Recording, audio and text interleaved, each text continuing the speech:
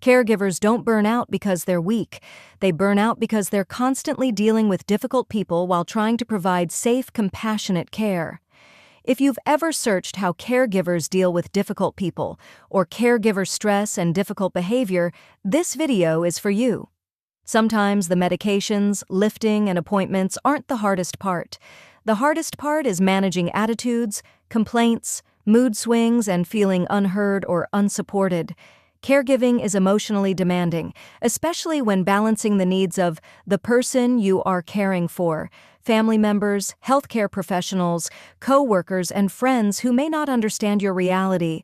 If you felt frustrated or overwhelmed, you are not a bad caregiver. You are human. Today on Care Loves, we're sharing practical tips to handle difficult behavior while protecting your peace and preventing caregiver burnout. Difficult behavior is common in caregiving. Stress, illness, cognitive changes, fear, and family dynamics all play a role. Understanding that helps, but it doesn't make it easy. So let's break it down. First, the person you are caring for. Illness can significantly change behavior. You may experience anger, aggression, refusing care, repeated questions, confusion, accusations, or mood swings. These behaviors are often rooted in fear, loss of independence, neurological changes, or discomfort. One of the most effective caregiving strategies is emotional redirection. Don't argue facts, redirect emotion. Correcting every detail can escalate conflict. Instead, validate the feeling behind the behavior. Offer choices instead of commands to maintain dignity and control. For example, instead of saying, "It's time for your bath," try, "Would you like to bathe before lunch or after?" Validation lowers resistance. You might say, "I understand you may not want help right now. Let's try again in a few minutes." This approach reduces power struggles and builds trust over time. Second, family members. Many caregivers struggle with criticism, lack of help, or relatives who question decisions but don't participate in daily care. This is a major source of caregiver stress. The key is to communicate facts, not emotions. Share clear updates about safety, medical needs, and routines. Assign specific tasks instead of hoping for general support. For example, "Can you handle scheduling the next appointment?" is more effective than "I need help." Clear delegation reduces misunderstandings. It's also important to stop over-explaining yourself. You do not need to defend every care decision. Try saying, "I appreciate your concern. Here's what would really help right now." That shifts the conversation towards solutions instead of conflict. Third, healthcare professionals.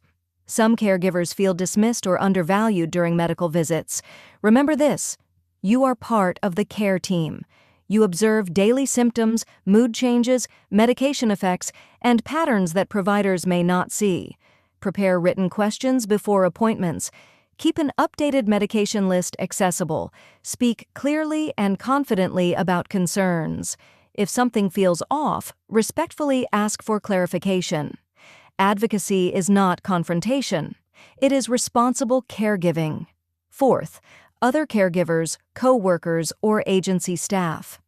In professional caregiving environments, you may encounter lateness, inconsistent care standards, personality clashes, or system issues. Protecting quality care requires boundaries. Set expectations early. Clarify routines and communication preferences. Document concerns objectively if patterns arise. Address issues calmly and directly rather than allowing resentment to grow. Professional communication protects both patient safety and your mental health. Fifth, friends or outsiders. Many people do not fully understand caregiver responsibilities. They may minimize your workload, exclude you from activities, or lack empathy. This can feel isolating. Limit explanations when needed. Not everyone deserves full access to your emotional energy. Choose conversations that feel supportive and validating. Protecting your peace is part of sustainable caregiving. To make handling difficult people easier to remember, use the CARE method. C. Calm yourself first. Regulate your own nervous system before responding. A. Acknowledge emotions. Validate what's being felt without escalating it. R. Redirect the situation toward a practical solution. E. Establish boundaries. You can be compassionate and still set limits. In fact, boundaries prevent caregiver burnout and resentment. One of the biggest caregiver mistakes is trying to please everyone, the person you are caring for, family members, doctors, coworkers, and friends. You cannot meet every expectation. The goal of caregiving is safe, respectful care, not approval from everyone. Strong boundaries and clear communication protect your mental health. If this video helped, subscribe to Care Loves.